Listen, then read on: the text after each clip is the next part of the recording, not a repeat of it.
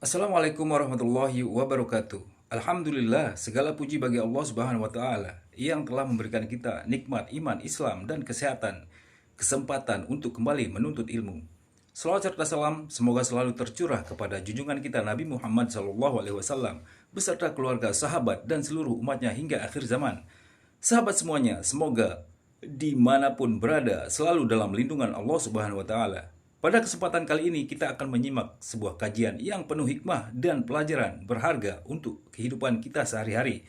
Sebelum kita mulai, jangan lupa untuk menekan tombol like, subscribe, dan share agar dakwah ini semakin luas manfaatnya dan menjadi amal jariah bagi kita semua. Mari kita simak bersama kajian berikut ini. Dia akan diberikan rezeki oleh Allah dengan jalan yang tidak disangka-sangka. Rezekinya datang dengan cara yang tidak disangka-sangka. Gajinya mungkin kecil, tapi penghasilannya gede. Kan itu yang penting.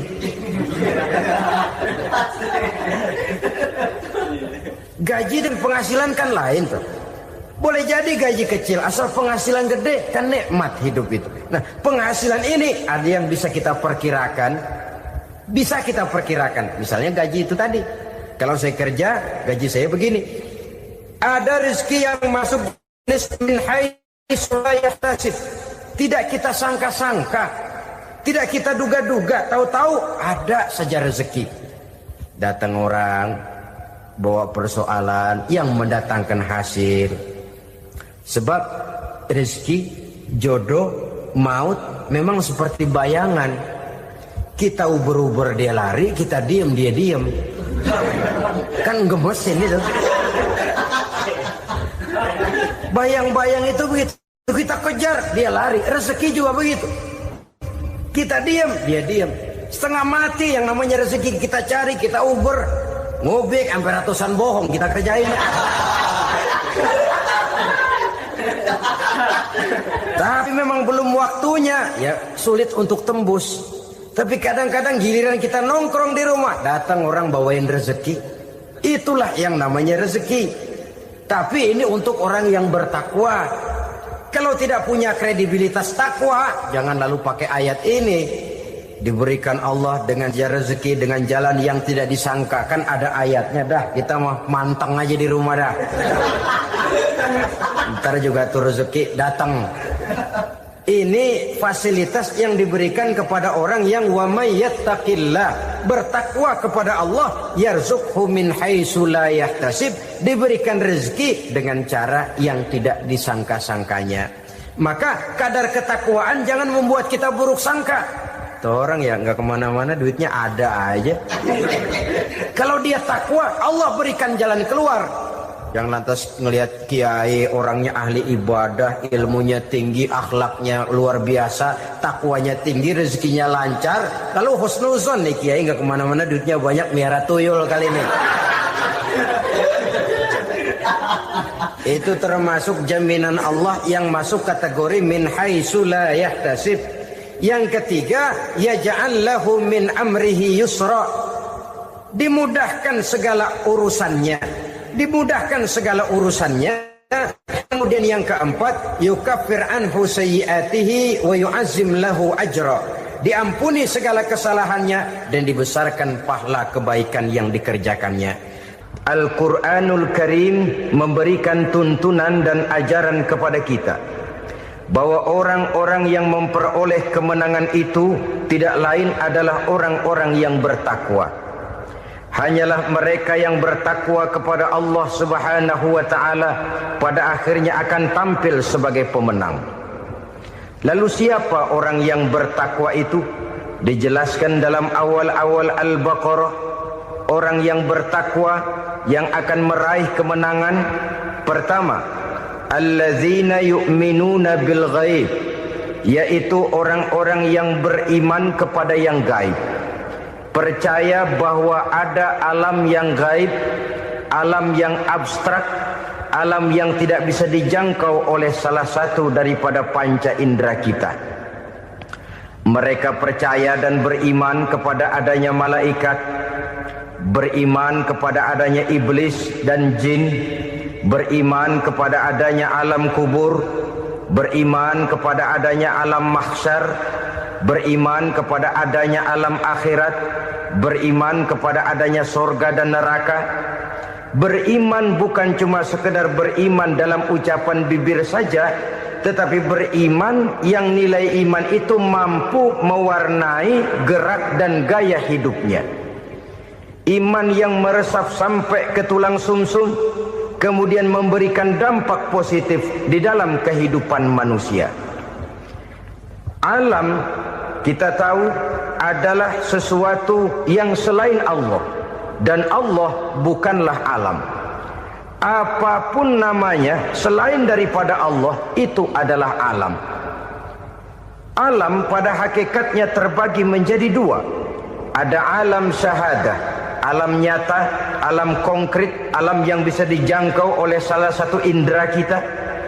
Kemudian ada alam ghaib, alam yang tidak bisa dijangkau oleh panca indera kita, alam metafisika, alam abstrak, alam yang wajib kita imani keberadaannya.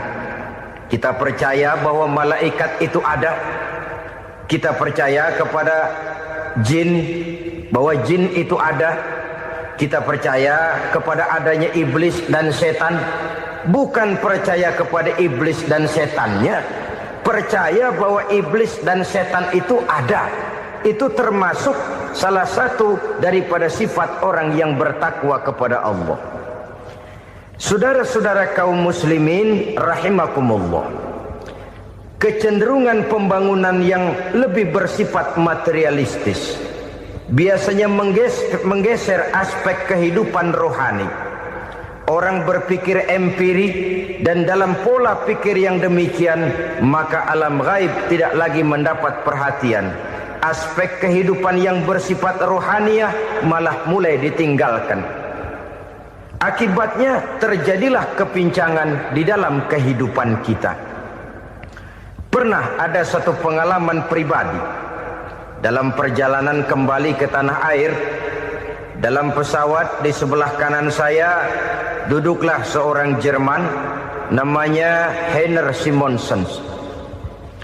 Iseng saya ajak kenalan, saya ajak ngobrol, saya tanya dia. Saya bilang, Mas Heiner ini, kalau pesawat yang kita tumpangi ini jatuh ke bawah, kira-kira apa yang bakal terjadi, Mas? Dia bilang, kita semua akan mati. Begitu? Iya. Oke. Apa itu mati? Tanya saya. Dia bilang, untuk tahu apa itu mati, kita harus tahu lebih dahulu apa itu hidup. Saya pikir nih bule bisa ngomong juga. Baiklah, kata saya. Apa hidup menurut Anda itu? Oh, hidup itu dia bilang, kalau seluruh anggota badan kita bekerja secara normal, paru-paru memompa darah secara normal, jantung berdetak secara normal, sel-sel tubuh bekerja secara fit, dan organisme tubuh hanya mau bekerja secara normal, dia bilang, kalau kita memberi makan yang cukup, menu yang teratur, dan gizi yang lengkap. Saya bilang, kesimpulannya apa, Ner? Dia jawab, hidup adalah dari tangan ke mulut. Life is from the hand to the mouth, kata dia. Hidup adalah dari tangan ke mulut. Jadi masalah hidup tidak lebih daripada masalah isi perut. Orang pergi pagi, pulang sore, peras keringat, banting tulang, perut yang dibelain. Saya bilang, you are wrong. Sampean salah, Ner. Kamu orang Islam bukan? Bukan. Pantas. Kenapa saya salah? Dia bilang. Ya jelas salah. Salahnya di mana? Kamu ini manusia. Kalau hidup cuma dari tangan ke mulut, saya bilang, kambing di kampung saya juga begitu pikirannya, Ner. Itu kambing di kampung saya, asal perutnya kenyang, sudah hidup dia. Perkara besok bagaimana, lusa prospeknya macam mana, bulan depan ada apa, kambing nggak pernah mikir. Di kampung saya kambing juga pikirannya begitu. Kamu Kristen ya? Tadinya. Loh kok tadinya lalu apa sekarang kamu ini? Dia bilang sekarang saya netral. Saya tidak beragama tapi saya percaya kepada Tuhan sebagai pencipta alam. Saya ingat benar dia bilang I haven't any religious but I believe to God as the creator of the world. Kenapa bisa netral begitu Ner? Habis saya bingung katanya. Islam bilang Islam baik, Kristen bilang Kristen baik, Hindu Buddha bilang Hindu Buddha baik, semua agama baik. Saya netral sekalian, nggak beragama. Yang penting saya percaya kepada Tuhan. Saya bilang, Ner, kamu ini kayak orang mau beli celana. Lalu bingung. Yang satu bilang Levi's bagus, yang satu bilang Blue Jean hebat, yang satu bilang Wool England hebat. Celana ini hebat, celana itu bagus, celana ini hebat. Semua celana bagus, kamu bingung. Akhirnya netral, tidak pakai celana. Itu juga salah. Saya pikir-pikir, kemudian saya melihat bahwa dua pola berpikir Henner ini nampaknya sudah mulai menggejala di lingkungan masyarakat bangsa kita.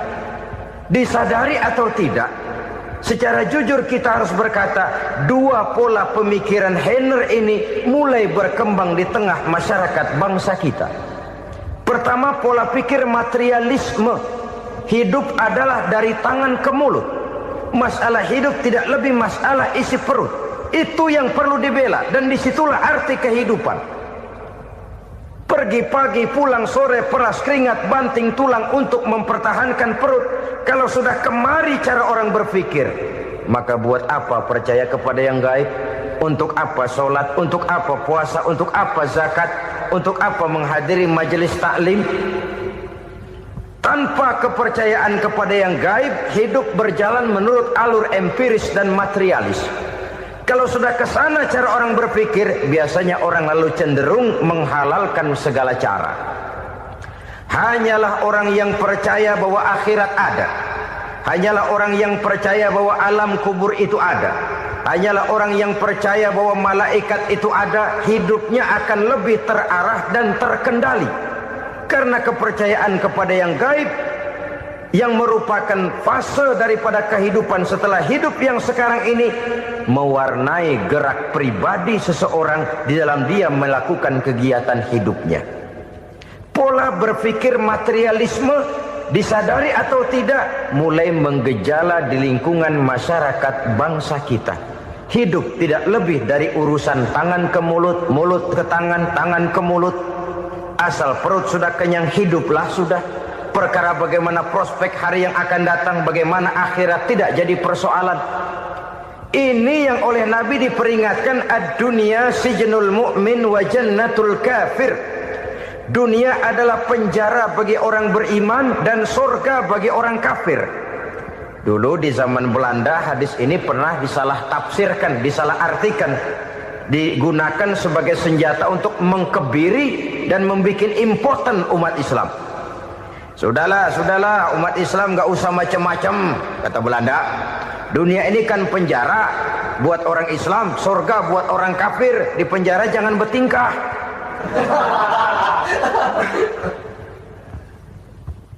Pengertiannya tidak begitu. Dunia adalah penjara bagi orang mukmin. Artinya dalam kehidupan dunia seorang mukmin tidak bebas memperturutkan hawa nafsunya. Di penjara hawa nafsunya itu. Sebaliknya surga bagi orang-orang kafir. Buat orang kafir, surgalah dunia ini. Mereka bebas memperturutkan hawa nafsunya. Dilarang tidak terlarang, dicegah pun tidak tercegah. Mereka hidup menurut alur bisikan nafsu mereka sendiri. Kemudian bila ajal datang, maut merenggut nyawa, selesailah surganya sampai di situ. Maka bagi orang-orang yang tidak percaya kepada adanya akhirat, kepada adanya alam gaib, surganya sebatas umurnya. Sekali lagi, surganya sebatas umurnya. Bila umur selesai, ajal pun datang merenggut nyawa, selesailah sudah surganya sampai di situ. Alangkah pendeknya perjalanan orang-orang yang tidak percaya kepada alam gaib ini. Bagi kita mukmin, jikalau kita mampu memenjarakan hawa nafsu, kita bisa bahagia di dunia ini. Dan Islam memang tidak menyuruh kita sengsara di dunia. Raih dunia, kejar dunia, gapai dunia sebagai alat untuk mencapai kebahagiaan di akhirat nanti. Hidup adalah satu perjalanan panjang yang terbentang sejak kita terlahir dari alam rahim sampai kepada alam akhirat nanti. Andai kata kita gagal meraih kebahagiaan di dunia, toh kita masih punya akhirat. Tapi jangan jadi dalil yang melemahkan semangat. Biarin dah kita di dunia kebelangsak, yang penting akhirat. Akhirnya dunia benar-benar kebelangsak.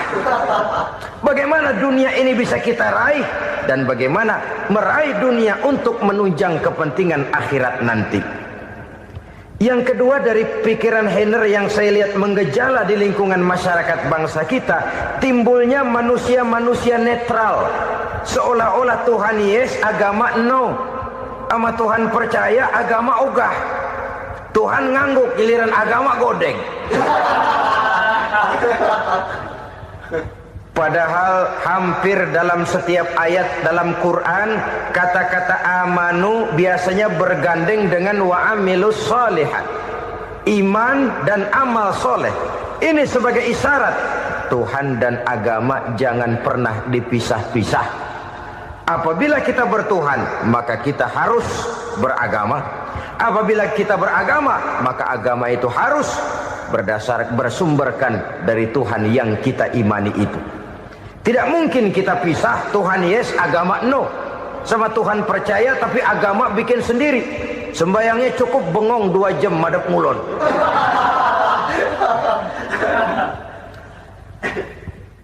Saudara-saudara kaum muslimin rahimakumullah. Jadi dengan demikian, agama yang kita akui merupakan unsur mutlak di dalam pembangunan sekarang ini, merupakan bagian dari kehidupan yang menuntun kita bahwa di balik alam nyata ini, di balik alam syahadah ini ada alam ghaib. Dan mudabbir, murabbi, yang mengatur, yang menguasai, yang memelihara baik dia alam nyata, baik dia alam ghaib, tidak lain adalah Allah Subhanahu wa ta'ala. Di sana ada satu super power, satu maha kekuatan yang kita perlu bersandar kepadanya. Sebagai makhluk nyata yang hidup di alam nyata, berbuatlah secara nyata sebagaimana harusnya kita berbuat. Karena Islam jelas bukan agamanya orang pemalas. Islam jelas bukan agamanya orang yang mengajarkan setelah selesai sholat boleh duduk, nggelenggem ayam-ayam, ndelohom, menghitung bintang di langit sambil menunggu keajaiban. Tidak. Islam adalah agama yang mengajarkan apabila sholat sudah selesai kamu kerjakan, bertebaranlah di permukaan bumi, cari karunia Tuhanmu. Jangan hidup berpangku tangan menunggu keajaiban. Karena hidup bukan undian. Jangan berharap untung besar tanpa mau peras keringat. Tapi di sebalik itu toh kita juga harus yakin bahwa di sisi usaha nyata yang kita lakukan ada satu super power, satu maha kekuatan gaib yang menentukan berhasil dan tidaknya usaha kita. Kepercayaan kepada hal semacam inilah yang mendorong kita untuk mempunyai sandaran vertikal, agar jikalau usaha ini berhasil, kita tidak lupa diri dan lupa daratan. Jikalau usaha ini gagal, kita tidak putus asa dan buruk sangka, tidak cupik pandangan dan sempit hati, tapi mampu melihat persoalan dengan kacamata putih sambil husnuzon kepada Allah Subhanahu wa ta'ala. Kita percaya malaikat itu ada. Ada yang namanya raqib dan atid, mengawasi gerak hidup kita sampai kepada gerak hati kita. Ini memberikan sugesti agar kita berhati-hati. Tidak sejengkal tanah pun kita bisa berlindung dari pengawasan raqib dan atid. Ada munkar nakir yang akan menyoal kita di alam kubur. Ada malaikat Malik, penjaga neraka. Ada malaikat Ridwan yang menjaga surga. Kita percaya kepada adanya jin. Kita percaya kepada adanya setan, iblis. Percaya kepada adanya, bukan mempercayai si setan, si iblis lalu menjadikannya sebagai teman. Tidak. Percaya bahwa mereka itu ada dan merupakan makhluk Allah yang gaib yang diciptakan Allah Azza wa Jalla. Kepercayaan kepada alam gaib memberikan motivasi terhadap gerak lahir manusia, sehingga dengan motivasi kepercayaan kepada yang gaib, gerak lahir jadi lebih terarah, jadi lebih terpelihara. Pernah seseorang bertanya, "Pak, apakah adanya akhirat bisa dibuktikan secara ilmiah?" Saya bilang tidak bisa, tidak bisa. Kenapa? Karena yang berangkat nggak pernah pulang kemari lagi. Kalau dia pulang kemari bisa kita tanya bagaimana enak di sono. Cuma secara moral saya katakan, lebih beruntung orang yang percaya kepada akhirat daripada yang tidak. Sekarang saudara percaya akhirat ada, lalu saudara baik-baik di dunia, sholat, puasa, zakat, menolong orang lain, menebarkan kebajikan. Saudara mati, andai kata akhirat tidak ada, toh dalam hidup saudara sudah berbuat baik, paling tidak nama saudara akan dikenang sebagai orang baik. Sebaliknya, saudara percaya, kata saya, bahwa akhirat tidak ada, lalu hidup semau-maunya, tenggelam dalam maksiat dan munkarat, menentang Allah, tidak mau ruku dan sujud. Lalu saudara mati, kemudian akhirat ada, ayo mau apa? Bekal tidak punya. Jadi secara moral lebih beruntung orang yang percaya kepada adanya akhirat daripada yang tidak percaya. Dan itu alam gaib yang tidak bisa dibuktikan secara eksakt. Jangankan untuk membuktikan seperti itu, dalam kehidupan sehari-hari saja yang kita rasakan tidak selalu berbentuk toh. Angin, bagaimana sih bentuknya angin? Kita tidak tahu. Merah, buktinya kalau dikerok merah. Yang merah itu kulit, yang kulit kita bukan anginnya. Sakit, rasa sakit itu ada, tapi bagaimana bentuk sakit? Kita nggak pernah tahu. Kalau kita makan cabai pedas, bagaimana bentuk pedas itu tidak ada, tapi rasa ada. Bentuk pedas hijau, cabainya bukan pedasnya. Tidak semua yang kita rasakan bisa kita gambarkan dalam bentuk yang konkret. Oleh karena itu, sekali lagi bahwa kepercayaan kepada alam yang gaib mampu memberikan satu sugesti yang menata kehidupan seseorang lebih lurus, lebih terarah, dan lebih terkendali. Maka wajar kalau kepercayaan kepada yang gaib mengantarkan seseorang untuk meraih kemenangan. Kenapa? Dia percaya kepada yang gaib, bahwa akhirat ada, bahwa alam kubur ada, bahwa pertanggungan jawab itu ada. Maka dia lalu tidak hidup saenae udele dewe gitu loh. Tidak hidup menurut seleranya sendiri, terarah, teratur. Ini cirinya yang pertama, orang bertakwa yang akan meraih kemenangan, mereka beriman, mereka percaya kepada yang gaib. Bahkan hal-hal konkret saja selalu berangkat dari yang gaib. Saudara-saudara, para remaja, para pemuda sekarang ini tidak pernah tahu toh siapa yang akan jadi teman hidup saudara. Kita bisa saja ngerancang, mentargetkan, tapi toh akhirnya yang namanya jodoh bukan kekuasaan kita. Rezeki di luar kemampuan kita. Begitu juga ajal. Maut, jodoh, ajal adalah contoh-contoh konkret bahwa pada akhirnya yang gaiblah yang menentukan. Bertahun-tahun ngelancong, emang jodoh seret, nggak jadi.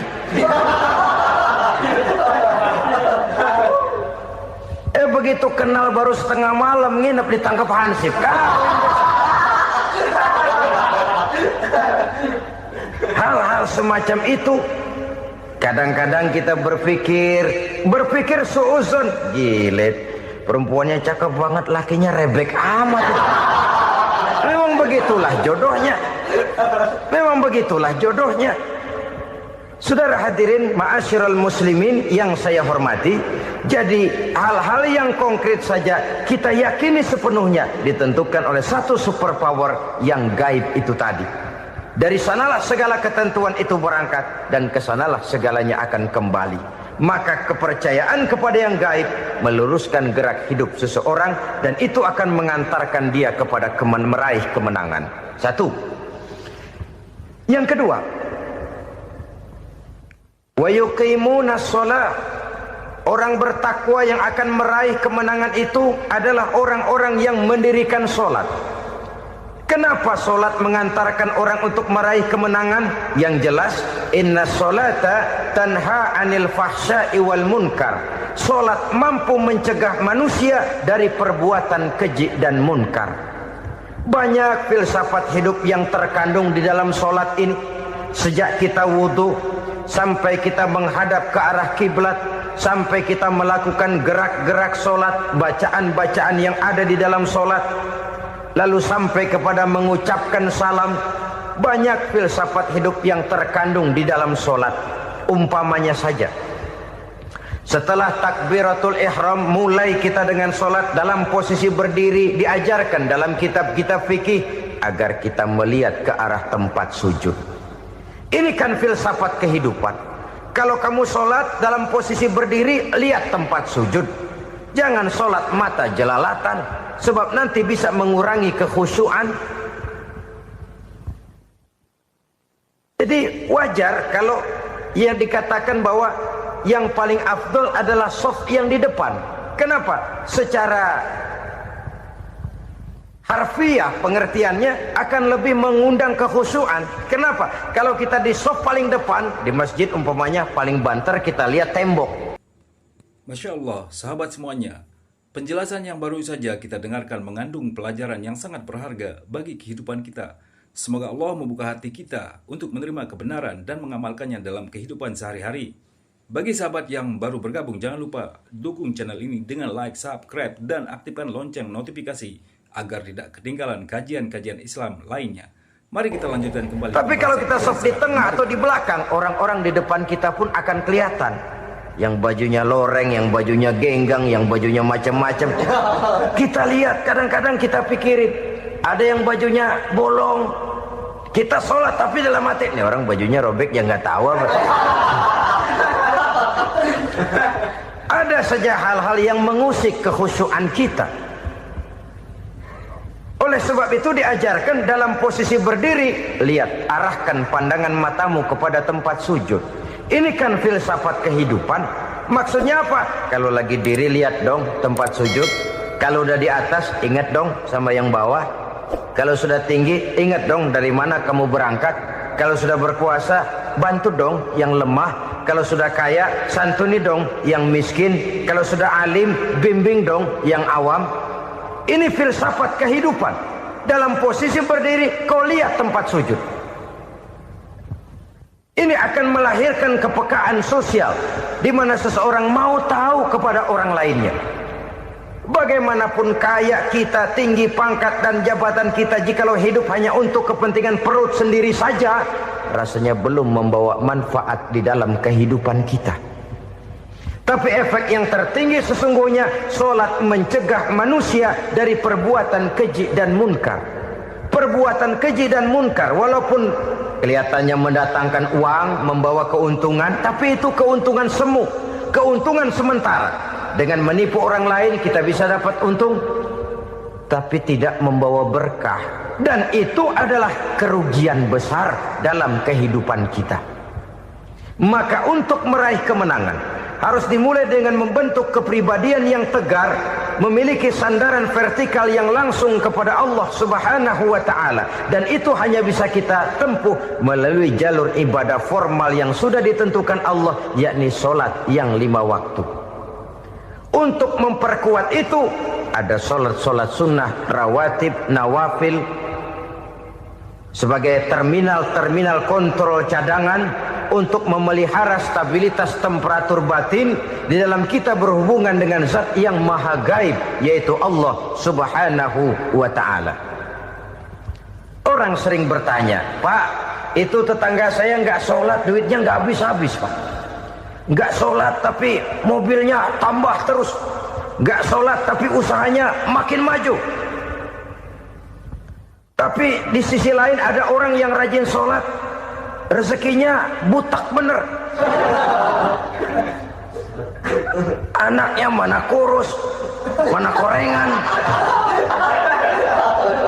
Saudara hadirin ma'asyiral muslimin rahimakumullah. Harus saya katakan bahwa solat memang bukan untuk cari duit. Solat adalah sandaran vertikal kita kepada Allah. Sedangkan soal rezeki itu berkaitan dengan sifat Allah Maha Pengasih dan Maha Penyayang. Allah Maha Pengasih, siapapun dikasih kalau mau usaha. Allah Maha Penyayang, tidak semua orang disayang oleh Allah Azza wa Jalla. Dan belum tentu banyak harta itu merupakan nikmat. Mungkin juga istidraj. Artinya istidraj itu dikasih tapi diambulin, kalau bahasa Betawinya itu. Dikasih tapi diambulin, itu bukan merupakan nikmat sesungguhnya, lebih merupakan azab dari Allah Subhanahu wa ta'ala.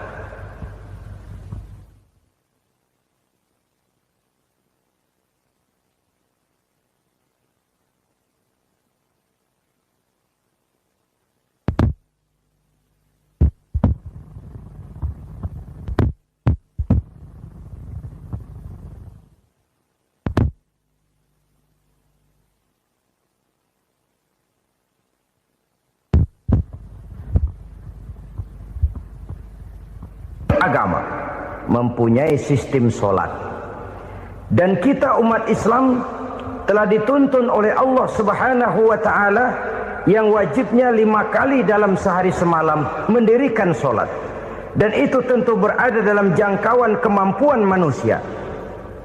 Pada awalnya barangkali kita memang merasa solat itu satu kewajiban, tapi semakin kita hayati makna, manfaat dan filsafat yang terkandung di dalam ajaran solat, semakin sampai kita kepada keyakinan bahwa solat adalah keperluan kita. Sehingga pada waktu tertentu dinilai puncaknya, kita tidak lagi akan berkata saya wajib solat, tapi kita akan berkata saya perlu solat. Kalau kita sudah merasakan itu adalah keperluan kita, nah di sanalah kita baru akan merasakan ruginya kalau hal itu tidak kita laksanakan. Sepanjang kita masih berkata saya wajib sholat, kita akan lebih merasakan dia sebagai beban ketimbang sebagai keperluan. Yang jelas Allah tidak memerlukan ibadah yang kita laksanakan ini. Dengan kata lain, andai kata satu dunia penuh ini orang tidak ada yang sholat satu pun, Allah tidak akan turun dari jabatan Tuhan. Jangan lalu berpikir kalau kita ngambek se-RW kagak sembahyang Tuhan tekor kali ini ya. Tentu tidak. Itu perlunya kita, bukan perlunya Allah. Dan pada induknya kita akan berkata saya perlu agama. Kalau secara induk kita sudah memerlukan agama, maka konsep-konsep yang ada di dalam ajaran agama itu pun adalah juga merupakan keperluan kita. Baik dia bernama sholat, baik dia bernama puasa, baik dia bernama zakat, baik dia bernama haji, seluruhnya adalah keperluan kita. Dan sesuatu yang kita perlukan apabila tidak kita laksanakan akan melahirkan kerugian di dalam kehidupan. Jangan heran kalau kita membaca riwayat perjalanan hidup para salafus soleh, orang-orang soleh. Ada yang tahajud sampai 100 rakaat, ada yang sholat malam kakinya sampai bengkak. Kita sekalinya bengkak biri-biri. Ada yang sholat membaca surah dalam Al-Quran sampai khotam Quran. Kok mau? Mereka sudah merasakan itu keperluan. Itu saja soalnya. Satu saat pun jikalau kita merasa bahwa itu keperluan saya, kita pun akan melaksanakan seperti itu. Keperluan saya dalam kehidupan. Inilah yang kedua. Yang ketiga, orang bertakwa yang akan meraih kemenangan itu, wa mimma razaqnahum yunfikun. Mereka membelanjakan sebagian daripada rezeki yang diberikan Allah kepada mereka. Mereka infakkan di jalan Allah. Ada satu dialog menarik. Satu hari seorang anak muda bertemu dengan seorang kakek-kakek yang sudah dikenalnya baik. Bertanyalah anak muda ini, "Kek, umur kakek berapa tahun?" 15 tahun, kata si kakek. "Anak kakek berapa orang?" 1. "Harta kakek berapa banyak?"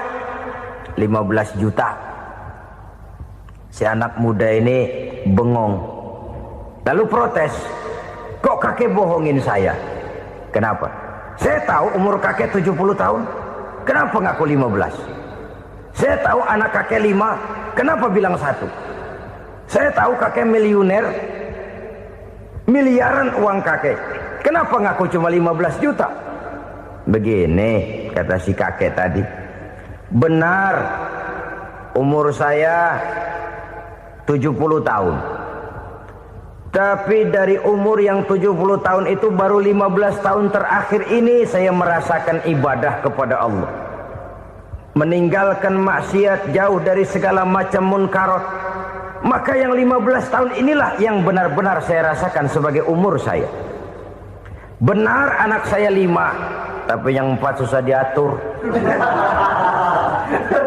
Cuman 1 rasanya nih yang bakal jadi si buah hati, belahan jantung, pelanjut cerita penerus sejarah. Cuma 1 ini yang saya harapkan, yang akan jadi anak soleh, yang akan membuat saya menerima pensiunan pahala. Kalau yang 4 apek dah, nggak ada harapan. Yang 1 nyekek botol mulu." "Oh begitu." "Iya. Lalu kenapa kakek bilang harta kakek cuma 15 juta padahal saya tahu kakek uangnya miliaran, depositonya banyak?" "Ya karena 15 juta itulah yang saya ingat yang pernah saya belanjakan di jalan Allah. Saya merasa itulah harta saya yang sebenarnya. Yang miliaran yang saya simpan di bank kelak kalau satu saat saya mati akan jadi rebutan di antara anak-anak saya. Iya kalau anak saya soleh kayak yang 1 ini. Kalau yang 4 tadi udah tulen dia bakal berantem dah berebut tuh." Jadi 15 juta yang saya belanjakan di jalan Allah inilah yang saya merasakan benar-benar harta saya yang sesungguhnya. Dialog ini patut menjadi bahan renungan kita bersama. Diberikan kita umur 40, 50, 60, 70, 80. Berapa tahun dari umur yang diberikan itu yang jalan mulus, yang kita gunakan untuk melaksanakan ibadah?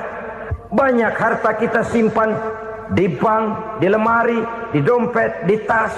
Tapi berapa yang sudah kita depositokan di jalan Allah yang akan menemani kita di hari kita kembali nanti? Maka orang bertakwa yang akan meraih kemenangan, wa mimma razaqnahum yunfikun, mereka membelanjakan sebagian dari rezeki yang diberikan Allah di jalan Allah Subhanahu wa ta'ala. Ma'asyiral muslimin rahimakumullah. Zahirnya memang kita memberikan kepada orang lain, tapi hakikatnya kita menyimpan untuk diri kita sendiri. Kita memberikan kepada yatim piatu 25.000. Zahirnya kita memberikan si yatim, hakikatnya kan kita cuma nyimpan. Saya berikan, titip kepadamu, ini untuk saya di akhirat. Kau boleh belikan baju, kau boleh belikan untukmu makan, kau boleh bayarkan sekolahmu. Ini untuk saya. Hakikatnya kita nyumbang masjid 1 juta, zahirnya kita berikan kepada panitia masjid, tapi hakikatnya kan cuma titip 1 juta ya untuk saya di alam kubur nanti. Silakan kau boleh belikan semen, ini uang, belikan besi, belikan pasir. Saya cuma sekedar titip untuk kepentingan saya.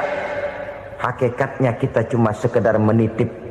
Sebagaimanapun pada hakikatnya, apapun yang kita miliki dalam kehidupan kan cuma sekedar hak guna pakai, bukan hak milik mutlak. Harta kita, rumah kita, kendaraan kita, kebun kita, pabrik kita, hak guna pakai saja. Hak milik mutlak cuma untuk Allah Subhanahu wa ta'ala. Saudara-saudara kaum muslimin rahimakumullah. Ini yang ketiga. Kemudian yang keempat, orang-orang bertakwa yang akan meraih kemenangan, allazina yu'minuna bima unzila ilaika. Mereka yang beriman, mereka yang percaya kepada apa yang telah diturunkan kepadamu Muhammad, ay Al-Quran, yakni Al-Quranul Karim. Setelah percaya kepada yang gaib, mendirikan sholat, kemudian menginfakkan sebagian dari rezeki yang diberikan Allah, mereka juga lalu percaya kepada yang diturunkan terhadap Nabi, yaitu tidak lain Al-Quranul Karim. Sekali lagi di sini, percaya bukan hanya sekedar percaya saja, tetapi percaya lalu menjadikan Al-Quran itu sebagai pedoman hidup. Sebab memang Al-Quran itu adalah GBHM, garis-garis besar haluan muslim. Apa yang harus kita lakukan, apa yang harus tidak kita lakukan, bagaimana mestinya kita bertingkah laku dan berbuat, seluruhnya tercantum di dalam Al-Quranul Karim. Itu sebabnya ketika satu hari Aisyah ditanya bagaimana akhlak Rasul, beliau menjawab, kana Rasulullah sallallahu alaihi wasallam khuluquhul Quran. Akhlak daripada Rasulullah tidak lain adalah Al-Quran. Jawaban simpel ini memberikan gambaran bahwa keseluruhan daripada konsepsi Quran sudah diterjemahkan dalam kehidupan Rasulullah sallallahu alaihi wasallam. Karena kita tahu akhlak adalah keseluruhan dari gerak hidup manusia. Sejak ia berpribadi, berumah tangga, bertetangga, bermasyarakat, sampai kepada berbangsa dan bernegara, Al-Quran tetap memberikan sentuhan nilainya. Oleh karenanya, orang-orang yang bertakwa adalah orang-orang yang menjadikan Al-Quran sebagai pedoman dalam kehidupannya. Dan kita yakini Al-Quran diturunkan kepada Nabi Muhammad bukan merupakan produk Nabi Muhammad. Isi dan redaksinya langsung dari Allah Subhanahu wa ta'ala. Kemudian cirinya yang kelima, orang bertakwa yang akan meraih kemenangan itu, wa ma unzila min qablika. Tidak hanya sekedar percaya kepada yang diturunkan terhadap Nabi Muhammad, yaitu Al-Quran, mereka juga percaya kepada apa yang pernah diturunkan kepada para nabi, kepada para rasul sebelum Nabi Muhammad. Percaya kepada adanya suhuf, percaya kepada adanya Taurat, percaya kepada adanya Injil, percaya bahwa Allah dahulunya sudah menurunkan Taurat kepada Musa, percaya bahwa Allah sudah menurunkan Injil kepada Isa, percaya Injil ada, Taurat ada, diturunkan Allah untuk Isa dan Musa, tetapi tidak wajib mengamalkannya karena kita sudah diberikan Al-Quranul Karim. Ini yang perlu saya garis bawahi. Kita percaya Allah telah menurunkan Injil dahulu kepada Isa. Kita percaya bahwa Allah telah menurunkan Taurat dahulunya kepada Nabi Musa. Kadang-kadang ini dijadikan dalih, dikacaukan pengertiannya. Quran saja mengajarkan bahwa orang yang bertakwa harus percaya kepada Injil, maka pakailah Injil. Apalagi kalau ayat sebelumnya ditilap, dihapus, dihilangkan, Injilnya yang ditekankan, maka akan terjadilah penekanan yang salah arah. Karena salah arah akhirnya bisa merusak dan menghancurkan akidah. Ketika Rasul suatu saat pernah ditanya orang, "Ya Rasul, bagaimana sikap kita sebagai muslim terhadap Injil yang ada sekarang?" Beliau menjawab, "La tukadzibuhu jami'an wa la tusaddiquhu jami'an." Jangan didustakan seluruhnya, jangan juga dibenarkan semuanya. Artinya, ini sudah merupakan gambaran dari Rasul bahwa dalam Injil yang ada sekarang masih ada ajaran-ajaran tauhid yang dibawa oleh Nabi Isa dan diajarkan kepada umatnya. Tapi juga dalam Injil yang sekarang ini sudah terkena intervensi dan investasi manusiawi. Karena itu Rasul menyimpulkan, la tukadzibuhu jami'an wa la tusaddiquhu jami'an. Jangan didustakan semua, jangan dibenarkan seluruhnya. Kita memang percaya Allah telah menurunkan Injil kepada Nabi Isa dulu, tapi kita tidak wajib mengamalkan Injil. Kita percaya Allah telah menurunkan Taurat kepada Nabi Musa, tapi kita tidak wajib mengamalkan kitab ajaran Taurat. Yang wajib kita percayai dan kita amalkan hanyalah Al-Quranul Karim.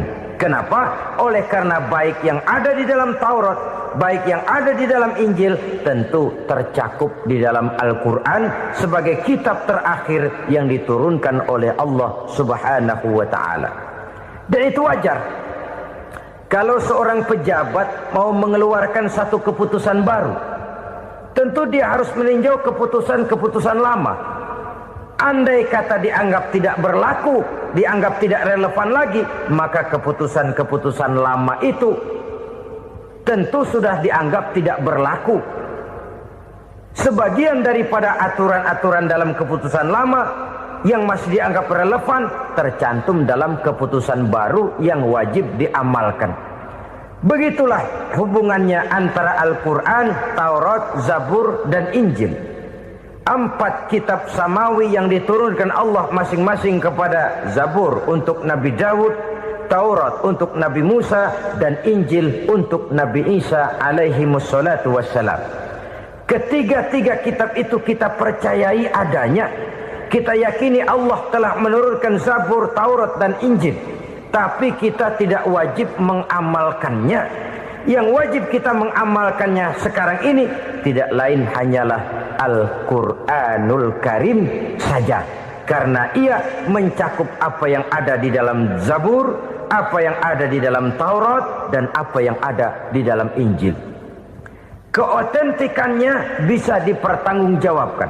Ya, tapi kan Nabi Muhammad sudah mati 14 abad yang lalu, dan di zaman beliau Al-Quran kan belum dikodifikasikan, belum ditulis. Bagaimana keotentikannya bisa dipertanggungjawabkan?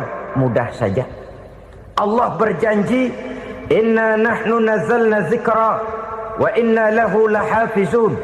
Kami yang menurunkan Al-Quran dan kami yang akan menjaga dan memeliharanya.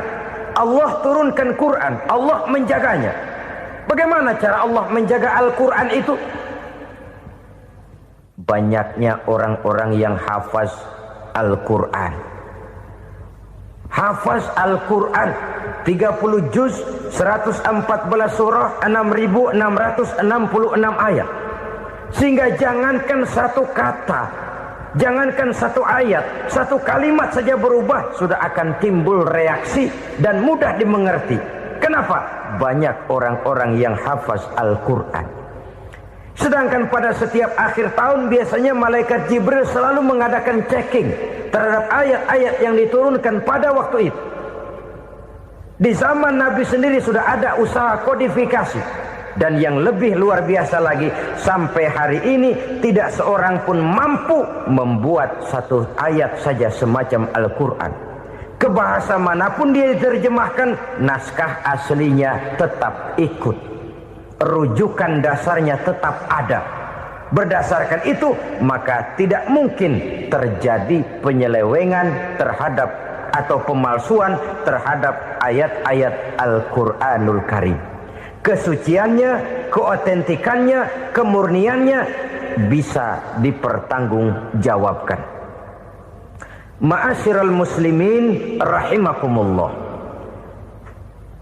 Oleh karenanya, konsepsi dasar daripada ajaran Islam ini memang tidak lain adalah Al-Quran dan Sunnah.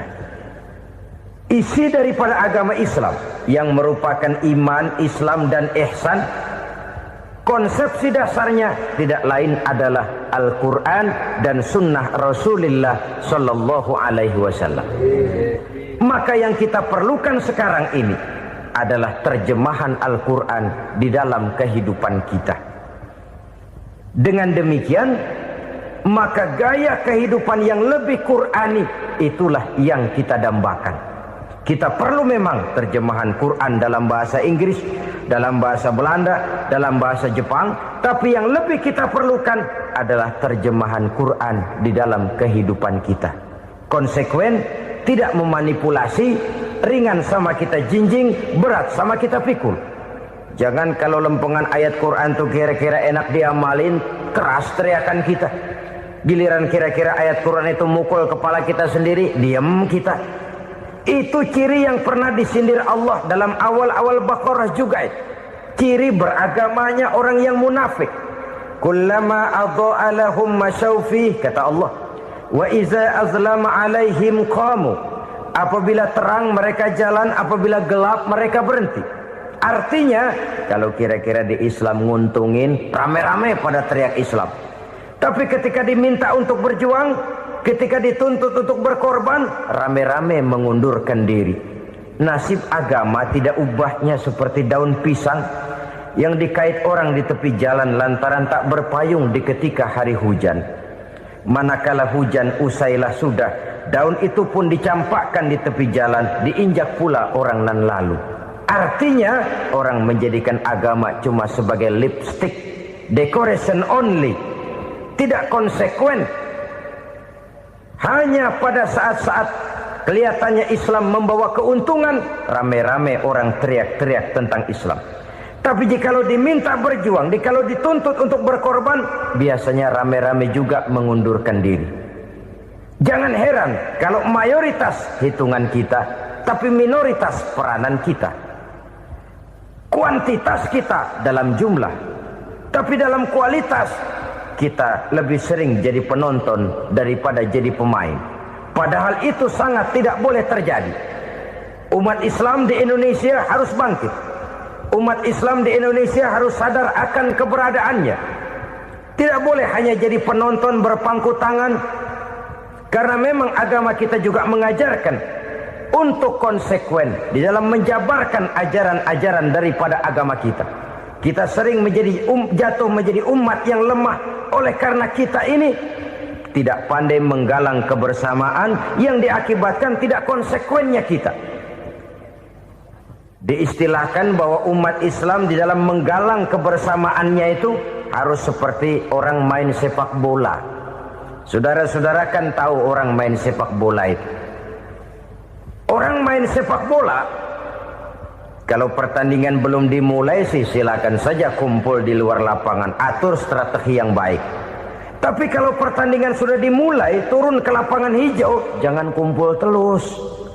Ada sepak bola gotong royong, mundur-mundur rame-rame, depan ke depan kumpul melulu mainnya.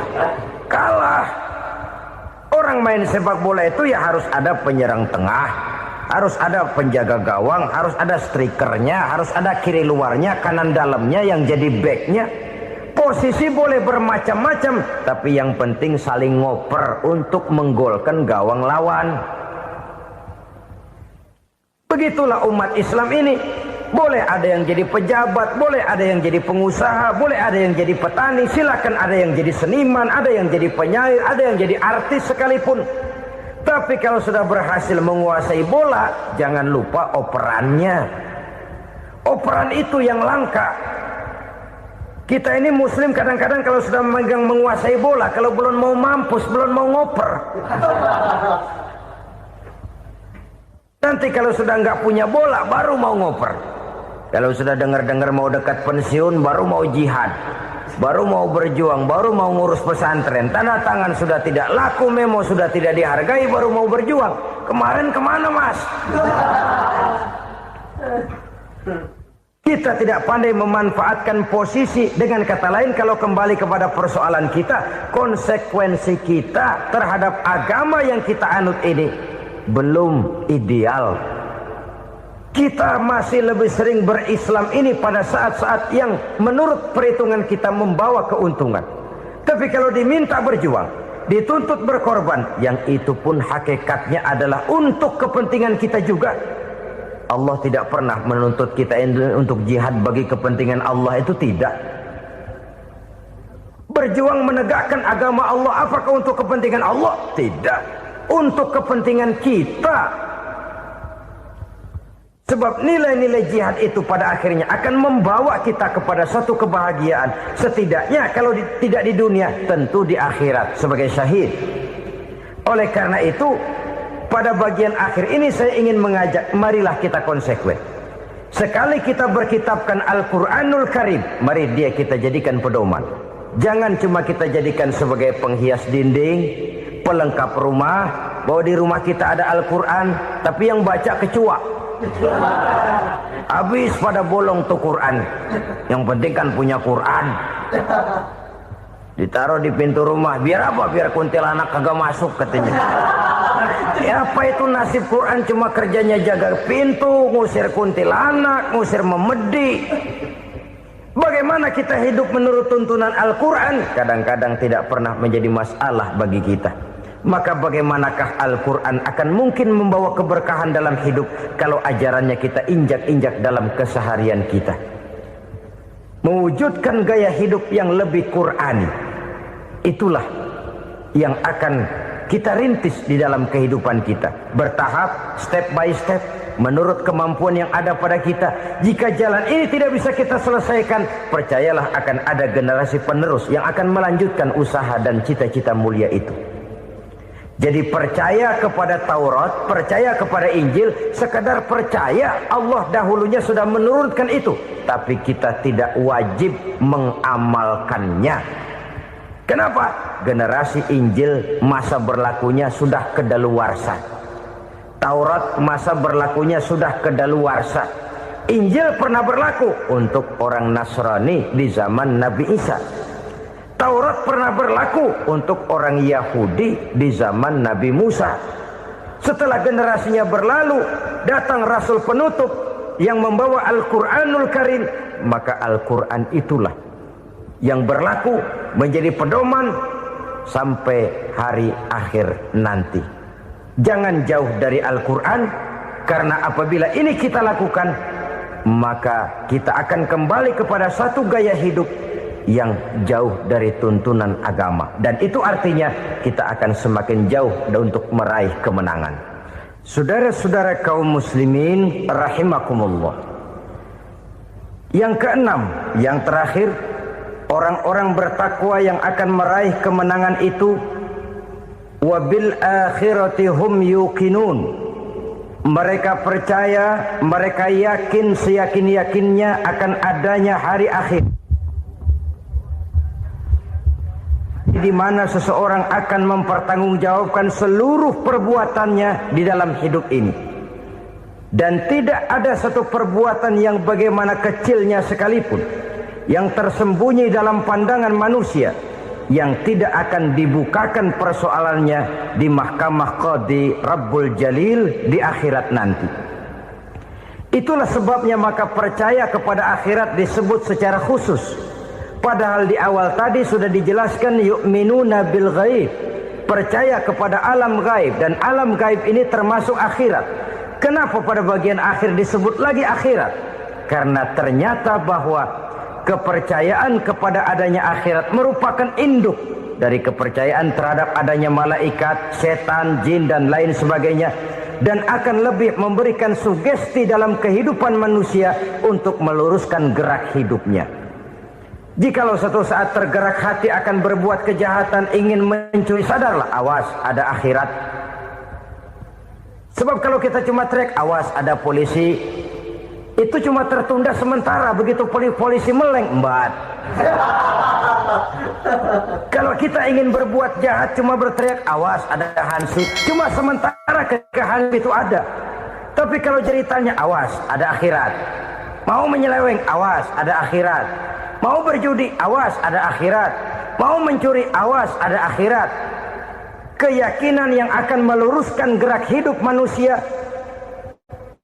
sehingga gerak itu jadi lebih terarah dan terkontrol, tidak merugikan baik diri sendiri, lebih-lebih orang lain. Ternyata bahwa kepercayaan kepadanya adanya hari akhirat sanggup menjadi sumber daya kontrol dari kehidupan manusia, sehingga ia tidak terjebak dalam perbuatan maksiat dan munkarat. Alhamdulillahirrabbilalamin. Demikian kajian yang dapat kita simak pada kesempatan kali ini. Semoga setiap ilmu yang telah disampaikan menjadi cahaya, petunjuk, dan keberkahan dalam kehidupan kita. Jika ada manfaat yang bisa diambil dari kajian ini, jangan ragu untuk membagikan kepada keluarga, sahabat, dan orang-orang tercinta. Sebab menyampaikan satu kebaikan dapat menjadi pahala yang terus mengalir. Terima kasih atas kebersamaan, sahabat semuanya. Semoga Allah Subhanahu wa Ta'ala senantiasa memberikan kesehatan, keberkahan, rezeki, kemudahan urusan, serta husnul khotimah kepada kita semua. Saya akhiri. Wassalamualaikum warahmatullahi wabarakatuh. Dari kajian yang telah kita ikuti bersama, dapat kita ambil pelajaran bahwa setiap ilmu yang disampaikan merupakan petunjuk dan pengingat bagi kita untuk menjadi pribadi yang lebih baik, lebih taat kepada Allah Subhanahu wa Ta'ala, serta lebih bermanfaat bagi sesama. Semoga ilmu yang telah kita dengarkan tidak hanya berhenti sebagai pengetahuan, tetapi juga menjadi amalan dalam kehidupan sehari-hari. Mudah-mudahan Allah Subhanahu wa Ta'ala senantiasa membimbing langkah kita, menerima amal ibadah kita, dan mempertemukan kita kembali dalam majelis ilmu yang akan datang. Amin ya robbal alamin. Wassalamualaikum warahmatullahi wabarakatuh.